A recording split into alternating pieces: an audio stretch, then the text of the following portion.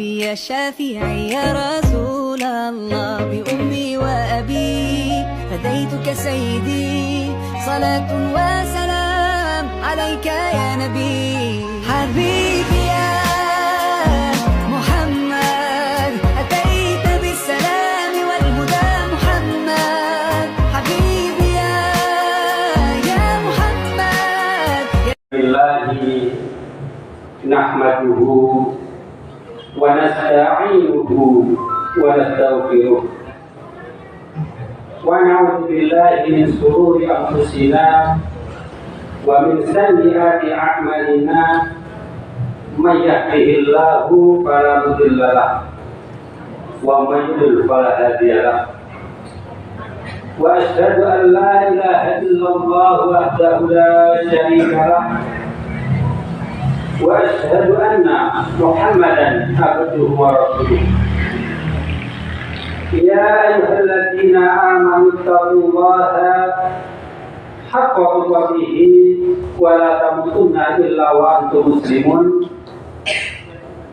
يا أيها الناس اتقوا ربكم الذي خلقكم من نفس واحدة وخلق منها زوجها وبث منهما رجالا كثيرا ونساء واتقوا الله الذي تساءلون به والأرحام إن الله كان عليكم رقيبا يا أيها الذين آمنوا اتقوا الله وقولوا قولا سديدا يصلح لكم أعمالكم ويغفر لكم ذنوبكم ومن يطع الله ورسوله فقد فاز فوزا عظيما فإن أصدق الحديث كتاب الله وخير الهدي محمد صلى الله عليه وسلم وشر الأمور محدثاتها وكل محدثة بدعة وكل بدعة ضلالة وكل ضلالة في النار اللهم صل على محمد وعلى آله وصحبه ومن تبعهم بإحسان إلى يوم الحساب أما بعد Masyarakat muslimin rahmatullah, marilah sejenak kita mengingat apa yang dikatakan oleh Rasulullah SAW di dalam hadis yang diriwayatkan oleh Tirmidzi, Nasa'i dan Ibnu Hibban. Beliau mengatakan akhiru dzikra hadhil ladzat, perbanyaklah oleh kalian mengingat pemusnah dari kenikmatan, yakni al-maut. Beliau mengingatkan kepada kita bahwa dunia dengan segala isinya, perhiasan-perhiasannya, kenikmatan-kenikmatannya, gegap gempitanya, gemerlapnya, membuat kita terlena, membuat kita tertipu dan mengira bahwa kehidupan dunia ini adalah kehidupan kita yang sesungguhnya. Dengan berbagai macam hal yang ada di dunia tersebut, kita terperdaya mencari, menikmati, memanfaatkan seakan-akan ini adalah puncak dari kehidupan kita. Kita merasa rugi jika di dunia kita mendapatkan kenikmatan. Kita merasa rugi jika di dunia tidak mendapatkan kesenangan. Dan kita juga merasa rugi jika di dunia kita tidak mendapatkan kekayaan. Namun Rasulullah SAW telah mengingatkan bahwa dunia dan segala yang ada di dalamnya itu akan berakhir, akan selesai masanya.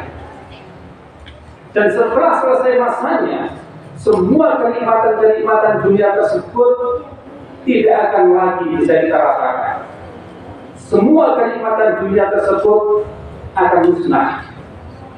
Maka dengan peringatan dari Rasulullah SAW tersebut, akhiru dzikra hadhil ladzat, perbanyaklah oleh kalian mengingat pemusnah dari kelezatan, kenikmatan, yakni al-maut, maka hendaklah kita sejenak mengkonsentrasikan diri kita untuk berpikir, untuk mengingat tentang kematian tersebut, di mana kematian itu pasti akan kita alami. Bahkan tidak ada satupun makhluk di bumi ini yang bisa menghindarkan diri dari kematian, walaupun dia adalah seorang nabi dan rasul atau yang lain-lain.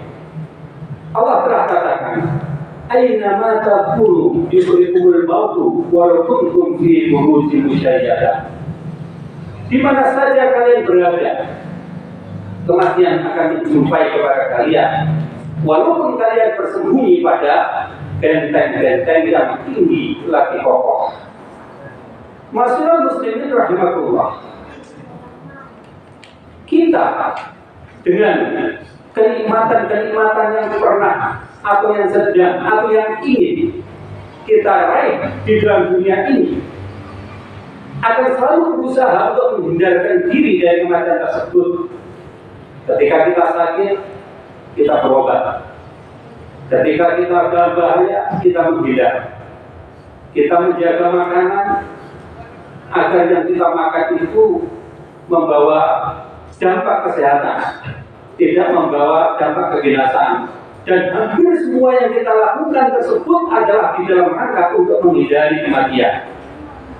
Semua yang kita lakukan itu adalah agar kita tidak segera mendapatkan kebinasaan. Bahkan mungkin kita berolahraga, menjaga kesehatan.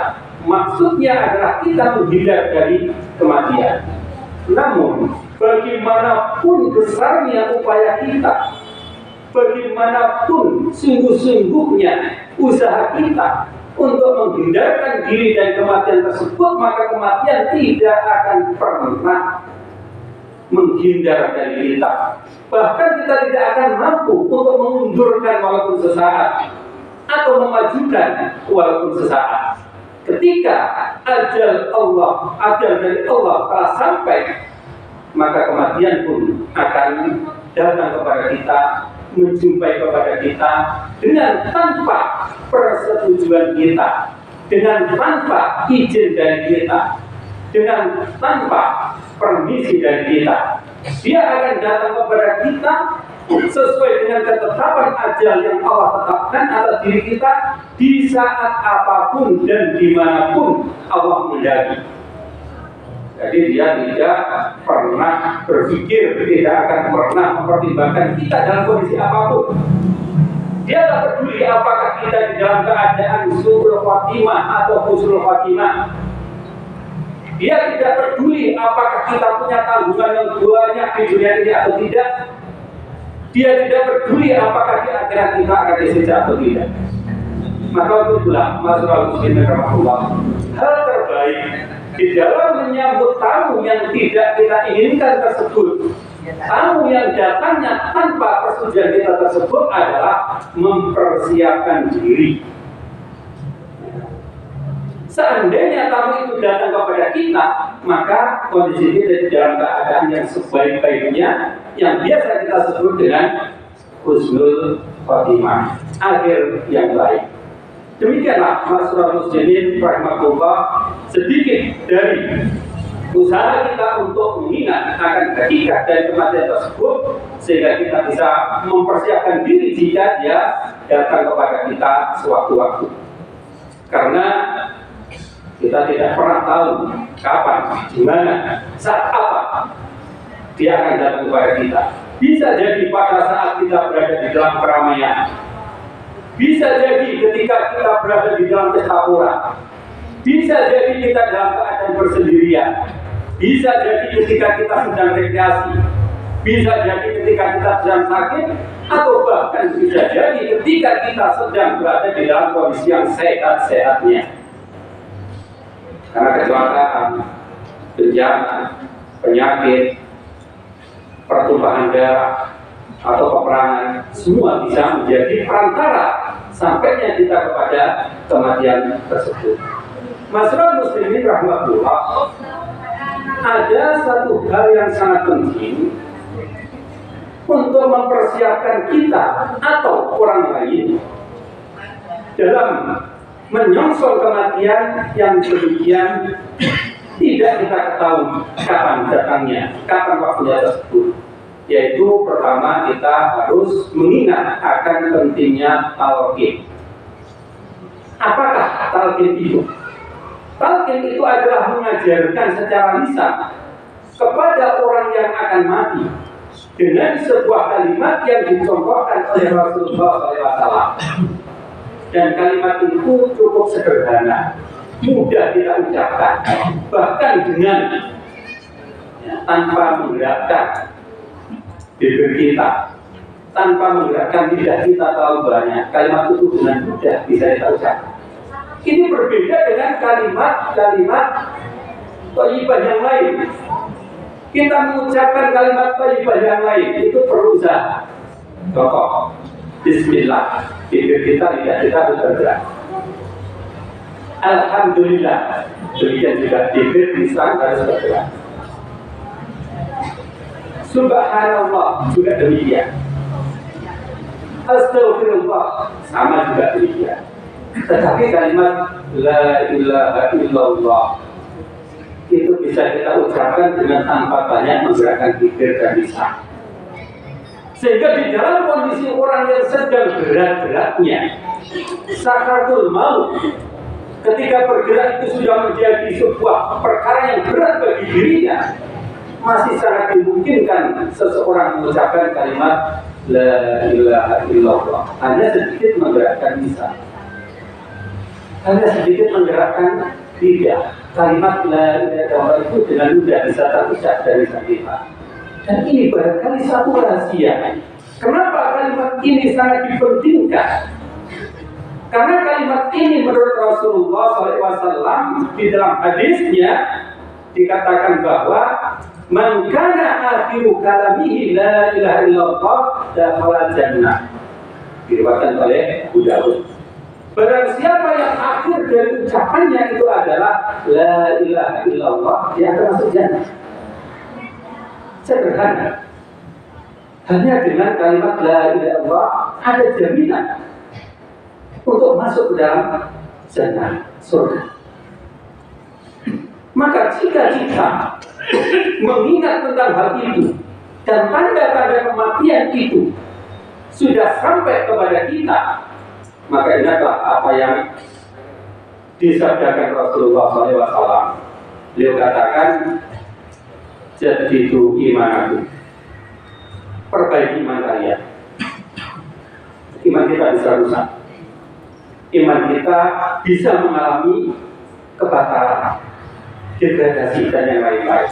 Maka diperintahkan jadidu imanaku, perbaiki iman kalian, perbarui iman kalian. Sahabat mengatakan, kaifa nujadidu iman, bagaimana kami harus memperbarui iman kami. Beliau katakan, akhiru min qauli la ilaha illallah, perbanyaklah ucapan la ilaha illallah. Jadi ucapan la ilaha illallah yang menjadi jaminan akan keselamatan kita di hari akan datang itu, yang jika kita ucapkan di akhir dari hidup kita, itu juga menjadi sarana bagi kita untuk memperbaiki keimanan kita. Keimanan kita bisa rusak, bahkan bisa batal. Maka salah satu cara memperbaikinya adalah dengan kalimat la ilaha illallah. Maka untuk itu, jika tanda-tanda kematian itu telah sampai kepada salah seorang di antara kita, maka perbanyaklah ucapan la ilaha illallah tersebut. Demikian juga apabila kita menjumpai, menjenguk kepada saudara-saudara kita, atau menjumpai orang yang berada di dalam keadaan yang menjelang kematiannya, maka jangan diabaikan untuk berusaha mentalkinnya, yaitu mengajarkan dengan lembut, dengan santun kalimat tersebut, sehingga orang tersebut bisa mengucapkan kalimat la ilaha illallah di akhir hidupnya sebagai kalimat terakhir yang dia ucapkan. Rasulullah SAW ketika menjenguk kepada paman beliau, Abu Thalib, saat itu Abu Thalib berada di dalam sakaratul maut menjelang kematiannya. Maka pembesar-pembesar Quraisy semacam Abu Jahal, Abdullah bin Amr dan yang lain datang juga. Karena Abu Thalib adalah salah seorang pembesar yang mereka sangat hormat. Terjadilah saling mempengaruhi. Rasulullah SAW berusaha mempengaruhi Abu Thalib agar masuk ke dalam din Islam, sementara Abu Jahal dan kawan-kawannya berusaha mempertahankan Abu Thalib supaya tetap berada dalam agama nenek moyangnya. Maka Rasulullah SAW berusaha untuk membujuk kepada Abu Thalib agar mau mengucapkan kalimat tersebut. Beliau katakan, ya am, qul la ilaha illallah, kalimatan asyhadu laka biha indallah. Wahai pamanku, ucapkan kalimat la ilaha illallah. Karena dengan kalimat itulah nanti aku bersaksi untukmu di hadapan Allah. Ini kata Rasulullah SAW. Abu Jahal tidak terima. Diomongi Abu Thalib.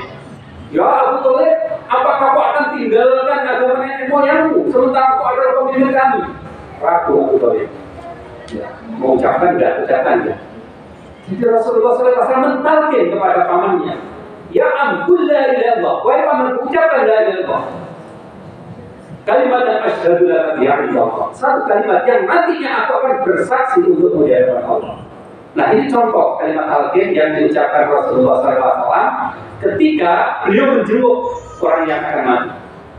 Maka demikianlah yang disunahkan atau yang diperintahkan dan dicontohkan Rasulullah ketika kita sedang berada di dalam kondisi yang kita merasa atau ada tanda-tanda kematian, dalam memperbanyak ucapan tersebut. Dan jika kita menjenguk, maka hendaklah kita mentalqin dengan kalimat la ilaha illallah.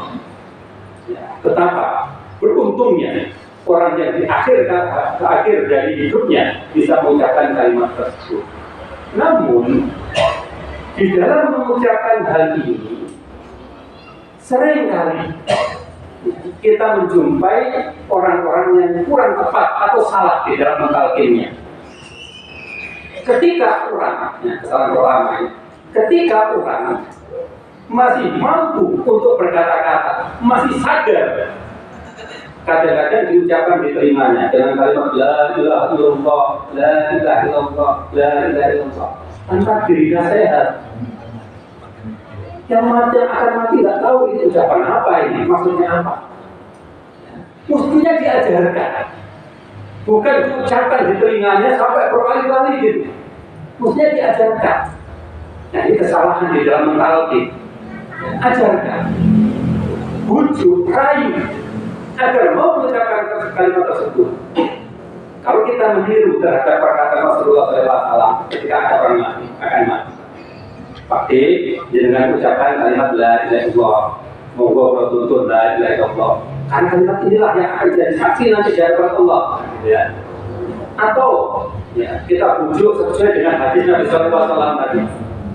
Ya, Mbak, ya, ucapkan, ya, dengan omong la ilaha illallah. Karena siapa saja yang mati dengan kalimat ini sebagai kalimat akhirnya, maka dia akan masuk surga. Nah, diajarkan, bukan diucapkan di telinganya sampai berkali-kali tanpa tahu maksudnya. Nah, itu satu kesalahan di dalam talqin. Kemudian kesalahan yang kedua adalah talqin diucapkan terus-menerus seakan-akan dia memaksa untuk beriman. Padahal keimanan tidak bisa dipaksakan. Keimanan tidak bisa dipaksakan kepada diri seorang. Kita mengajarkannya tersebut jika dia mau. Jika dia tidak mau, ya tidak akan bisa dipaksa untuk mengucapkannya. Sehingga tidak perlu diucapkan berkali-kali sampai ya mungkin adalah tiba. Ya cukup diucapkan jika dia mau, ya diucapkan. Kalau nggak mau, kita nggak boleh memaksa. Sehingga seakan-akan kalau itu adalah pemaksaan, diucapkan berkali-kali di telinganya. Bahkan ada yang sampai karena capek mentalkin mati-mati itu ya. direkamkan pakai rekaman MP3 di sini ya, bla bla bla bla bla bla. Nah, benar. Jadi kan ngerti orang itu. Kemudian kesan yang ketiga di dalam talqin itu adalah dibacakan Yasin. Ya, orang yang mau mati dibacakan Yasin. Talqin itu maknanya adalah mengajari. Talqin itu maknanya adalah agar orang tersebut mau menirukan apa-apa yang dia ucapkan. Ya. Nah, kalau orang mati diajari Yasin, orang akan mati diajari Yasin. Yang hidup aja nggak punya kalau buat dari Yasin. Apalagi yang mau mati. Ya tidak mungkin lah. Nah, kan ada hadis Nabi SAW yang mengajarkan demikian. Di dalam hadis yang diriwayatkan oleh Abu Dawud, Ibnu Majah dan disahihkan oleh Ibnu Hibban. Hadis ini disahihkan oleh Ibnu Hibban juga. Rasulullah SAW mengatakan, "Iqra'u Yasin ala mautakum." Bacakan Yasin kepada orang yang mati di antara kalian. Kata mauta itu punya dua makna. Bisa bermakna orang yang akan mati, bisa bermakna orang yang telah mati. Ya. Jadi kalau dimaknai orang yang akan mati, orang yang akan mati bacakan Yasin. Kalau dimaknai orang yang telah mati, orang yang telah mati bacakan Yasin. Nah, sehingga ini dianggap talqin. Dibacakan Yasin kepada orang yang akan mati atau yang telah mati di kuburan atau sebelum dikubur rumah dibacakan Yasin. Nah, walaupun hadis ini dinyatakan sahih oleh Ibnu Hibban, namun jika kita pelajari tentang statusnya, maka hadis ini sesungguhnya adalah hadis yang tidak sahih. Ya, seperti disebutkan di dalam Subul Salam bahwa Ad-Darqutni mengatakan hadis Muqarrib Islam. Hadis ini isnadnya Muqarrib. Isnad itu adalah sanadnya yang mengantarkan hadis itu sampai pada perawi dari Nabi SAW. Nah, Muqarrib itu artinya goncang. Goncang di dalam sanad itu artinya ada beberapa sanad, tapi tidak bisa ditentukan mana yang benar. Ada berapa sanad, ada jalur macam-macam, tapi tidak bisa ditentukan mana yang benar. Nah, itu disebut hadis Muqarrib. Hadis yang Muqarrib itu adalah hadis yang dhaif atau lemah. Dan juga di dalam sanadnya ada seorang perawi yang majhul. Majhul artinya tidak dikenal. Di dalam ilmu hadis, jika ada perawi yang majhul yang mengantarkan hadis dari Nabi sampai pada penulis tersebut yang tidak dikenal, maka hadisnya disebut sebagai hadis yang majhul. Hadis majhul termasuk hadis yang dhaif atau lemah yang tidak boleh digunakan sebagai dalil. Nah, siapa itu? Ada Abu Utsman dan bapaknya. Jadi dia tidak bisa digunakan sebagai perawi yang bisa dipertanggungjawabkan. Sehingga status hadis ini adalah hadis yang dhaif. Walaupun ada yang mensahihkan, tetapi kenyataannya tidak sahih.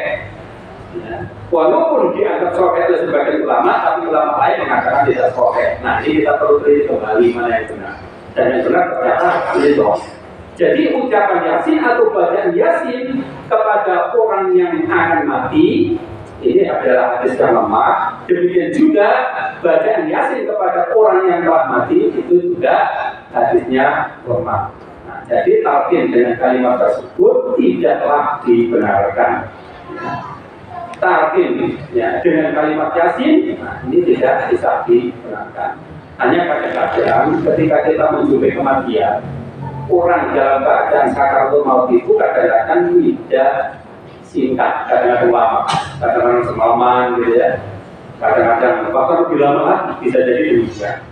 Sehingga keluarga kadang-kadang bingung apa yang dilakukan. Banyak dipakai terus bergantian dengan keluarganya. Nah, tadi sudah kita sebutkan itu.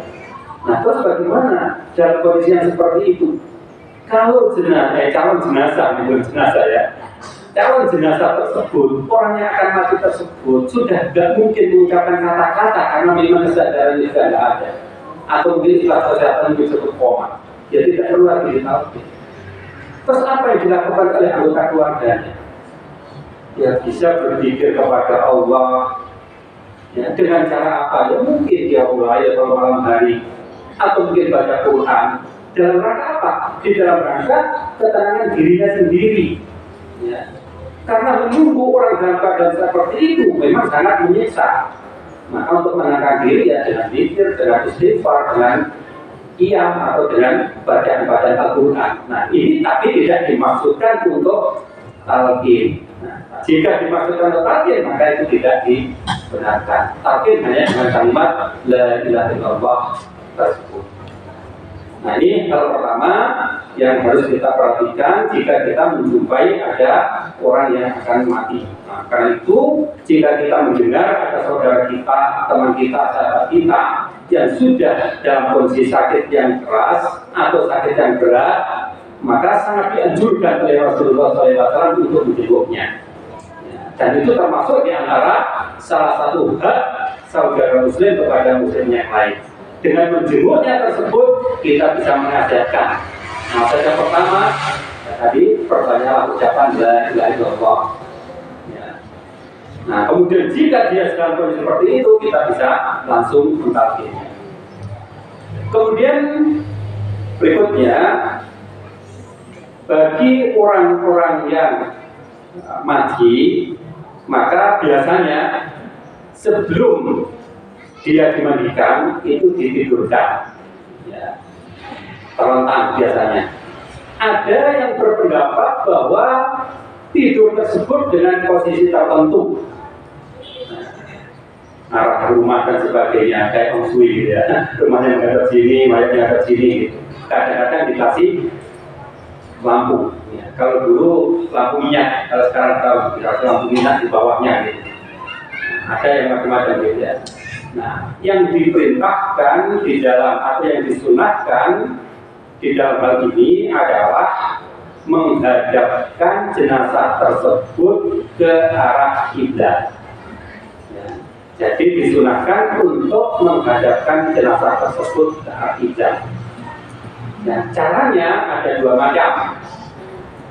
Ya, yang pertama adalah posisi kepala ada di bagian, nah kalau sini timur ya. Posisi kepala di sebelah timur dalam kondisi yang terlentang. Kemudian kepala ditinggikan sedikit dengan bantal sehingga arah wajah menghadap ke arah kiblat. Atau yang kedua adalah ya, posisi badan ya, miring dengan tubuh sebelah kanan ada di bawah, ya. Dengan membujur atau miring ke arah utara, jadi kepala di utara, sehingga arah badannya ini ya, menghadap ke arah kiblat. Nah, posisi tersebut adalah posisi ketika kita meletakkan jenazah sebelum jenazah itu dimandikan atau persiapan dimandikan. Nah, tentang hal itu disebutkan di dalam sebuah hadis yang diriwayatkan dari Abu Dawud. Seorang sahabat mengatakan, "Ya Rasulullah, mal kabair?" Wahai Rasulullah, apakah dosa-dosa besar itu?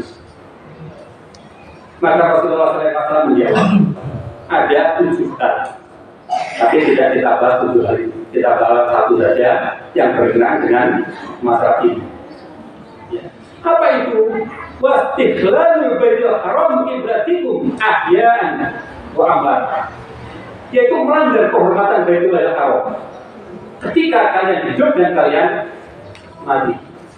Ya, jadi kehormatan baitullah haram itu tidak boleh dilanggar, harus dimuliakan dia. Ya, baik saat kita hidup maupun saat kita mati. Sebuah contoh, ketika kita kencing atau berak di tempat terbuka, nggak boleh kita menghadap atau membelakanginya. Ketika kita ludah atau buang ingus, ya, tidak ada penghalang, maka tidak boleh kita menghadap atau membelakanginya. Demi menjaga kehormatan Baitul Haram seperti yang dicontohkan Rasulullah.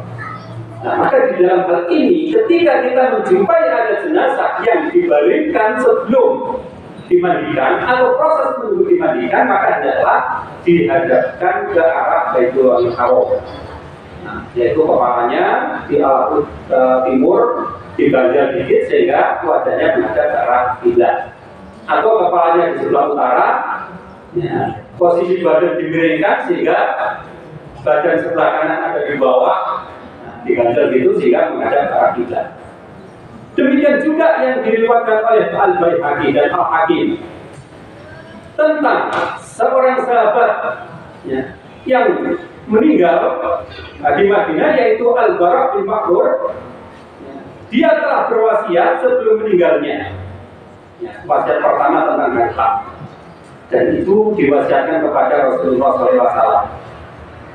Sepertiga dari hartanya diwasiatkan kepada Rasulullah SAW. Nah, para Rasulullah SAW kembalikan harta itu kepada orang-orang dekatnya.